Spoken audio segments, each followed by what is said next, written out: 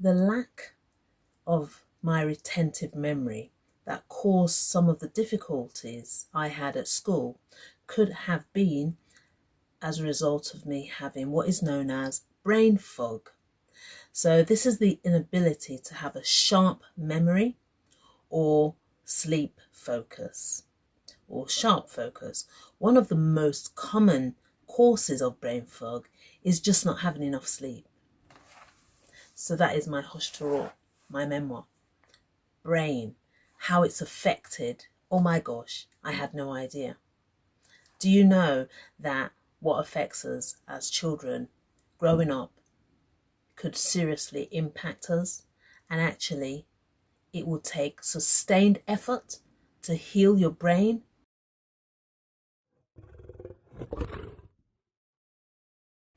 Hi everyone, I'm Toyin Okunuga. I am your Hoshtarot girl. I am your mindset expert when it comes to adverse childhood experiences. This is my authority. I can confidently and competently say so because, as I've said in and shared in a lot of my videos, my traumatic events as a child had a huge impact on me as an adult, and it would have done you if you're out there and you think back to what has happened to you and you are irritable or hysterical. As I said in one of my videos, if you're hysterical, you could be historical. But today I want to talk to you about how it took courage for me to heal my brain. So healing my brain after ACEs, so adverse childhood experiences. And just to be clear, I'm not talking about trauma to the brain in terms of physical trauma. I'm talking about the adverse experience, the events that took place that had a huge impact on my brain that I had no idea. And how do I know? My thorough research revealed that to me. So as you might all know, I have been studying a lot to do with the brain, psychology, neuroscience, because I invested in that time because there were things that were a bit off with me growing up. So as I've said in other videos, yes, I got suddenly taken away from my foster parents, taken to Nigeria at the age of 8, got used to my beautiful family again. And then suddenly at the age of 9, I'd loved and grown to love my father. I realized at the age of 9 that he was not my real father. So I got introduced to my real father and then got taken to him. You can imagine all the brain chemicals. We don't even think, we're not even intentional. You know, you just keep going. But the brain cannot keep going just in a normal way because that's not how it's meant to function. So I got taken, and I was still even mesmerized by the fact that I'd left England, UK to Nigeria. That was a big step. And then getting to know that I'm going to live somewhere else in Nigeria, a strange land at the time, was very traumatizing. But then of course I also had the big blow by being sexually abused at the age of 12. Yes, and I will say it because I need this to be a deterrent. I am standing my grounds. Yes, I got sexually abused by my father at the age of 12 until I turned 15. And you have no idea, if you're out there, the trauma that entailed. But I'll go through what happens to our brains. And of course it took years and years for me to realize that. Should I have the courage? Can I have the courage? Everything was within me. The brain chemicals. After research, I realized it had affected me. So yeah, traumatic experiences suffered in childhood can alter the production of neurotransmitters and hormones. So I'll get to what those neurotransmitters are. As I said, I'm doing a lot of studying in psychology. I'm doing a lot of learning. And so they're neurotransmitters in our brain that are released as we grow, and we have hormones. So recent studies have shown, for example, that people who specifically experience childhood abuse or neglect can suffer from distorted transmitter development, so thwarted neurotransmitter development, which should be normal production of these brain chemicals. So yes, moving on. So the vital brain chemicals necessary for development, we have quite a few, like epinephrine, but I won't go into those. I want to talk about the three main ones that a lot of you might already know of, so not going too technical. So the first one is dopamine. Now dopamine, people have no idea, so that goes into the entirety of our brain, like just like all the chemicals, but they all have their different roles to play. So dopamine, it's important for memory, learning, behavior, and movement coordination. Now, it was mind-boggling to me when I realized that when dopamine has been affected and we don't have enough production of that dopamine, it actually, when I was doing my psychology course, if there's a reduction in dopamine and it stops, producing that brain chemical, it is one reason that causes Parkinson's disease. So I'll park that because I'm not going into that area, but note, and there are links below for you to check. So this is how brain chemicals affect us if they're not produced the way they should be.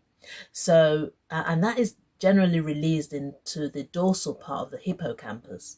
Bear with me. So this is one I prepared earlier. I've got the brain here, and just to show you, in another video I spoke about the hippocampus and how it's so vital. So it's called hippocampus because it's a Greek word, hippo, for like seahorse, and it's in the shape of a sea creature. That's why it's called hippocampus. Now that is so vital. It's vital for emotional regulation. So when dopamine is not in that area, in the dorsal part of the hippocampus, it sort of like distorts our memory formation and learning, and which it did me, because as I read out there, I could not have retentive memory. Why? Because as I move on to oxytocin, that is also a pathway, greatly affects the ability to feel loved. Now, if you can imagine, when you have invested a lot of your emotional love and everything towards someone you feel will love you back, but then you get abused, you can imagine the distortion in my brain. So I was affected there, because even every night, I'm sorry, this might be triggering, when he'd come to my room, my brain, I would freeze. And I'm sorry if that's triggered anyone, but this is reality. I don't say everything here, but please go and get your Hoshtarol. It's not overwhelmingly triggering, but I think we all need to know the impact of these sort of things and how it affects our lives, our children, the nation as a whole, if we don't heal from them, but also stop it and not be afraid and be courageous if you want to heal your brain. So yes, my ability to trust people, and that's what the oxytocin is part of as well. So the hugging, the touching, orgasm, everything, in both genders, that's what's involved in that social ability. That's what is released. The oxytocin chemical is hugely responsible for that. Then moving on to serotonin. So low levels of serotonin can lead to depression. And I'm sure I got a lot of episodes of where I was in that mode. Although it was not recognized, my research shows that all the symptoms I was exhibiting were largely because of the reduction of serotonin. And why wouldn't I? Based on everything that I went through, I am loved, I'm here. Based on some statistics, I shouldn't really be here, but I'm here by his grace. So serotonin is another neurotransmitter, and the body uses this to send messages between nerve cells, and it plays a vital role in mood, in emotion, our appetite, and sleep. Now, I was not sleeping because you can imagine, when I was at home, when I got back from my boarding school, every night I would be scared, and I would only sleep like 3 hours. That was just normal. I thank God now, because I can sleep maybe about 5. I force myself to sleep more, but 5 I've got there, and I sleep well because I have that peace of mind, because I've shared my story. But generally, I believe it was the reduction of serotonin, because every night I'll be thinking it's going to come tonight, and I'm not going to make it too triggering, but read Hush to Roar, because we need to learn. And that's me being courageous. It's cost me a lot, but I'm so free now. And I believe that because I've started to heal my brain by learning and exercising, I'll tell you the things that you have to do to repair the brain. So yes, those are the brain chemicals that are responsible for the development in those areas, for specifically for traumatic events. Then moving on, so what are the blockers? What are the blockers for why would you not want to heal or be courageous to heal the brain? That was not even our fault. We need to just put it back to balance. But what are those things? So shame, guilt, and culture. They're all gatekeepers. And I'll tell you in this book, go to Amazon, get your copy. Hush to Roar is your baby. I explain all the shame and the guilt and all the cultural gatekeeper that prevented me from speaking up. It's all in there. I won't go into it. But just to let you know that the sleep deprivation, it keeps the nervous system on high alert. So as I said, I was always awake because I was thinking it's going to open the door and it's going to come in. So I was not relaxed. And that sort of brain means that you're not going to be functional during the day. And I was not functional. Even though I read and read, I didn't have the retentive memory because I was distorted. The brain chemicals that were meant to be released were not getting released. And I'd already sustained a lot of trauma during my earlier years anyway. So they were there, but it was just compounding in a very short space of time. So that's why I know for sure I had a lot of distortion. Now, so to heal, we have to reveal. We have to bring that unconscious. So I was dissociating, so I suppressed and repressed my memories, but I had to bring them to the surface when I started to heal, well into my 30s, 40s before I started to heal. So the stigmas against mental health and the lack of awareness about the prevalence of childhood trauma and major roadblocks preventing trauma from taking root in the developing brain. Oh, it's just traumatic. So there's that saying, when you know better, you do better. But do we? No, because of the shame, the guilt, and all other roadblocks that are gatekeepers. But I had to tell myself, you have to do better, Toyin, because otherwise you're going to risk killing your brain in installments. And that's what I was doing over the time when I didn't start healing. And that's what will be true for you too. If you know you've gone through some things that are making you hysterical, you see other people and they're very well balanced in their approach to life, or the way you're talking to your loved ones is very snappy, or you're crying all the time, it's depression, it's anxiety, it's things that you've buried, that you are you're too afraid to face them. Courage is what it took for me. So how can we repair the brain?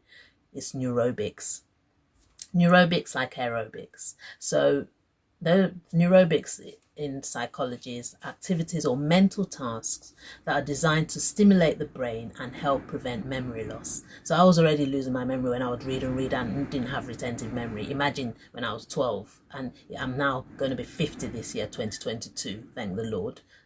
I believe I've got my youthfulness back. Why? Because I started to break out of my routine. So break your routine. Just a few examples here. You can go to work on a new route. You're making your brains wire and fire new neurons because they have to think. And that's you now helping your brain release those chemicals that you have deprived your brain from over the years. Yes, people have done something to us, but we have to take our power back and be responsible for our own lives when we were not parented by the people that should have loved and catered and nurtured us. We are in control of our life now. So again, another one that I've put in there, eat with your opposite hand. It makes your brain think, oh, what am I doing now? It triggers the learning and it's energizing, it's engaging the brain more. Meditation, I can't emphasize enough. This gives me balance.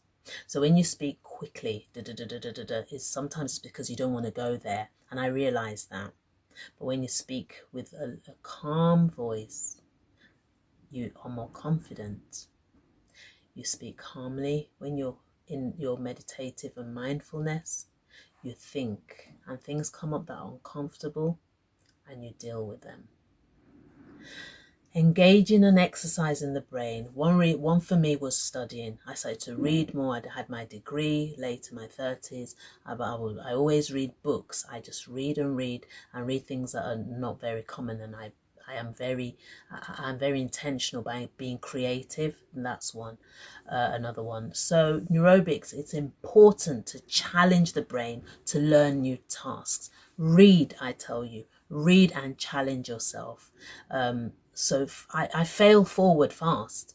So I move out of my comfort zone and I learn as I go along. So guys, we have to become one with ourselves. And I told myself that, Toyin, I had to make a choice. I had to say to myself, are you going to spend the rest of your life, Toyin, living other people's expectations of you? My answer was no, not anymore. I had to grab my God-given courage, grab yours, and deeply inside me, I had to heal my brain. So, are you going to heal your brain? Are you going to let other people dictate how you should be? You know you have a disease to please because you've got a secret there, but you are not courageous enough to share your story. There's only one dance you're here to dance, and it's your own. You love others only when you love yourself. Guys, I've put useful website links that you can check to see everything that I've explained, but more, of course, because I have not gone into all the technicalities.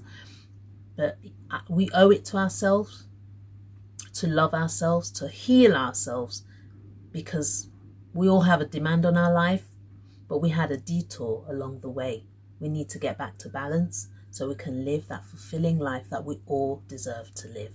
Through no fault of our own, we got derailed. Now we must claim our power back and get back to balance. Love them, but I have to heal. So I had to reveal, to heal my brain. So guys, that's all from me. But again, please don't forget to get your hush to roar. You'll see why I'm so passionate about this. I love you. Remember, your inner child, it has a voice. Don't suppress it, because even when you do, as I've mentioned time and time again, it doesn't stay suppressed. It's manifested through hurt, through pain, unforgiveness, and you hurt those around you, not those that have hurt you in the past. But most importantly, you hurt yourself because you're neurologically bound to the people who've hurt you. Let them go. Heal. Forgive. I had to forgive and heal. I love you. And let that inner child, let it roar. Thanks for